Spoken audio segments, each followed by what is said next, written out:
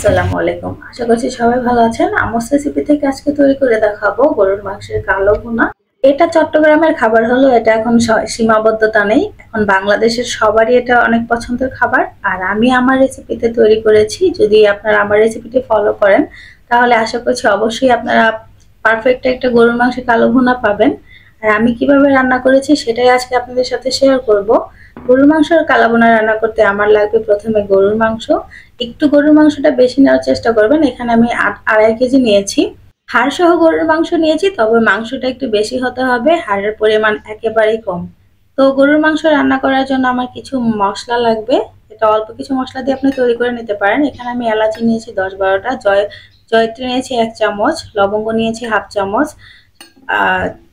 দারুচিনি নিয়েছি 1 চামচের থেকে একটু বেশি, জয়ফল নিয়েছি একটা, কালো গোলমরিচ আর সাদা গোলমরিচ মিলিয়ে নিয়েছি 1 চামচ। তো এগুলো আমি একটু ভালো করে প্রথমে ভেজে নিচ্ছি, তাতে করে খুব সুন্দর একটা স্মেল আসবে। তো যখন আমার ভাজা হয়ে যাবে এগুলোকে আমি ব্লেন্ডার করে নিয়েছি, দেখতে পাচ্ছেন। ব্লেন্ডার করার পরে কালারটা এরকম এসেছে। একটু ভালো করে ভেজে নেওয়ার চেষ্টা করবেন। আর গরুর মাংস রান্না করার জন্য আমি প্রথমে একটি প্যানে তেল দিয়ে দিচ্ছি পরিমাণ মতো। আর এখানে আমি প্রায় 500 গ্রামের মতো পেঁয়াজ কুচি করে নিয়েছি। পেঁয়াজ কুচিটা আমি ভালো করে বেরেস্তা করে নেব। গরুর মাংস কালো ভুনা করার জন্য বেরেস্তা অবশ্যই দরকার।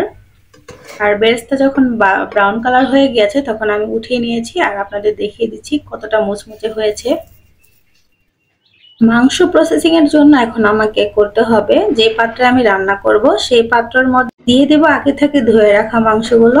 আর মাংসগুলোতে এক এক করে আমি মশলা মিশিয়ে নেব। প্রথমেই দিয়ে দিলাম কিউব করে কেটে রাখা পেঁয়াজ 1 বাটি, 1 চামচ হলুদ গুঁড়ো, 2 চামচ মরিচ গুঁড়ো, দিয়ে দেব স্বাদ মতো লবণ, দিয়ে দেব হাফ চামচ জিরে গুঁড়ো। আমি যে মশলাটা তৈরি করেছিলাম এটা দিয়ে দিলাম 1 চামচ।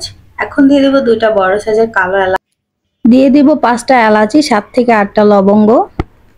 এখানে আমি জয়ত্রী নিয়েছি, এটা একটু ছিঁড়ে দিয়ে দিচ্ছি। এটা অবশ্যই দেওয়ার চেষ্টা করবেন। আর আস্ত গোলমরিচ দিয়ে দিব প্রায় 20টা। তো এখানে আমি 3টা তেজপাতা একটু ছিঁড়ে নিয়েছি। আর এখানে ধনিয়া গুঁড়ো দিলাম 1 চামচ। আর আদা রসুনের পেস্ট দিয়ে দিলাম 1 বাটি। আর যে পেঁয়াজটা বেরেস্তা করেছিলাম সেই তেলটা এখন আমি দিয়ে দিব। এখন খুব ভালো করে আমি মশলার সাথে মাংসগুলো মিশিয়ে নিচ্ছি। আর মাংসটা খুবই ভালো করে মাখিয়ে নিতে হবে, তাতে করে মাংসের টেস্টটা আপনারা খুব ভালো মতো পাবেন। যখন মাংসগুলো মাখা হয়ে যাবে আমি আগে থেকে যে পেঁয়াজগুলো বেরেস্তা করে রেখেছিলাম সেটা এখন দিয়ে দিব। দেখেন এখনো কতটা মুচমুচে আছে। তো বেরেস্তা আমি দিয়ে দিলাম আর কিছুটা রেখে দিয়েছি।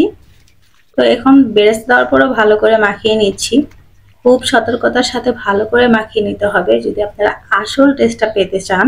কোনোরকম বাটাবাটির ঝামেলা ছাড়া আপনি মশলাটাকে গুঁড়ো করে নিতে পারেন ব্লেন্ডার দিয়ে। আর আমার মাংস মাখানো হয়ে গিয়েছে। এখন আমি 1 ঘন্টার জন্য এটাকে রেস্টে রেখে দেবো একটা ঢাকনা দিয়ে ঢেকে। তো 1 ঘন্টা পরে আমি এটাকে চুলাতে বসিয়ে দিলাম। আর কালারটা দেখতেই পাচ্ছেন অনেক সুন্দর একটা কালার এসেছে। প্রথমে আমি 10 মিনিট এটাকে হাই হিটে পুরো বলক আনিয়ে নিব। আর হ্যাঁ, আমি কিন্তু এটা কোনো রকম পানি ছাড়াই রান্না করছি, তাই জন্য আমি একটু মাঝে মাঝে ঢাকনাটা উঠিয়ে নাড়িয়ে দিব। এখন একটু আমি নাড়িয়ে দিচ্ছি। এখন আমি একেবারে লো হিটে এটাকে আরো 15 মিনিট রান্না করব ঢেকে দিয়ে।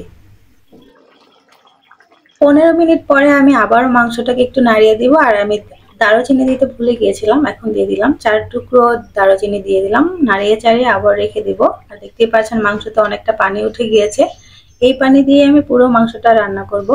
এখন আরো 20 মিনিটের জন্য রেখে দিয়েছিলাম। দেখতেই পাচ্ছেন আস্তে আস্তে পানি উঠতেছে। আর এখানে আমি একটু কাজু বাদাম, পেস্তা বাদাম, জয়ত্রী বেটে নিয়েছিলাম, সেটা 1 চামচ দিয়ে দিলাম। দিয়ে ভালো করে নেড়েচেড়ে আরো 10 মিনিট রান্না করলাম। আর রান্নাটা দেখতেই পাচ্ছেন তেল উঠে গিয়েছে, মাংসটা কষানো হয়ে গিয়েছে। অবশ্যই মাংসটা খুব ভালো করে কষিয়ে নেবেন, তাতে করে গরুর মাংসের টেস্টটা অনেক ভালো আসবে। তো আমার মাংস রান্না করা হয়ে গেছে। এখন আমি এটাকে বাগার দেওয়ার জন্য পরিমাণ মতো সরিষার তেল দিয়ে নিলাম। 1 বাটি পেঁয়াজ কুচি দিয়ে দিব। এটা একটু লালচে হয়ে আসলে আমি এখানে দিয়ে দিব 12টার মতো শুকনো মরিচ। আস্ত শুকনো মরিচটা দেওয়ার চেষ্টা করবেন। আর মরিচটা যখন একটু ভাজা হয়ে আসবে তখন 1 চামচ আদা কুচি, 1 চামচ রসুন কুচি দিয়ে আমি এটাকে ভালো মতন বেরেস্তা করে ভেজে নিচ্ছি। দেখতে পাচ্ছেন পেঁয়াজটা লালচে কালার হয়েছে। এই পর্যায়ে আমি এটা নামিয়ে নিই। তেলটা একেবারে অথেন্টিক ছিল, আমরা মিলের থেকে আনিয়ে নিয়েছিলাম, সেজন্য এটা ফেনা উঠে গিয়েছে। আর এখন মাংসের মধ্যে বাগারের যে পেঁয়াজটা করেছিলাম সেটা দিয়ে দিলাম। এখন এটাকে ভালো করে নাড়িয়ে চাড়িয়ে মিশিয়ে নিচ্ছি। মিশিয়ে নেওয়ার পরে এটাকে খুব নাড়াচাড়া করতে হবে, তা না হলে নিচে থেকে লেগে যেতে পারে। আর দেখতেই পাচ্ছেন কালারটা কতটা সুন্দর হয়ে গিয়েছে আর তেলও উঠে এসেছে। আমার রান্না শেষ। এখন আমি নামানোর আগে এখানে আরো এক বাটি কিউব করা পেঁয়াজ দিয়ে দিলাম। এটা দিয়ে আমি ভালো করে নাড়িয়ে চাড়িয়ে নিচ্ছি। এটাকে দিয়ে আমি 2 মিনিটের জন্য ঢেকে রেখে দেবো, যাতে করে পেঁয়াজটা সিদ্ধ হয়ে আসে। তো যখন আমার পেঁয়াজটা সিদ্ধ হয়ে আসবে তখন আমি আবার একটু নাড়িয়ে চাড়িয়ে নিচ্ছি। আর এখন দিয়ে দেবো আমি যে মশলাটা বানিয়ে রেখেছিলাম সেটার আরো 1 চামচ। এটা দিয়ে আমি খুব ভালো করে নাড়িয়ে চাড়িয়ে নিচ্ছি। তৈরি হয়ে গেল চট্টগ্রামের ঐতিহ্যবাহী গরুর মাংসের কালো ভুনা। পরিবেশন করে নিচ্ছি। ভাত, পোলাও কিংবা রুটির সাথে আপনারা এটা খেয়ে নিতে পারেন। কমেন্ট করে জানিয়ে দিবেন আমার রেসিপিটা কেমন হয়েছে।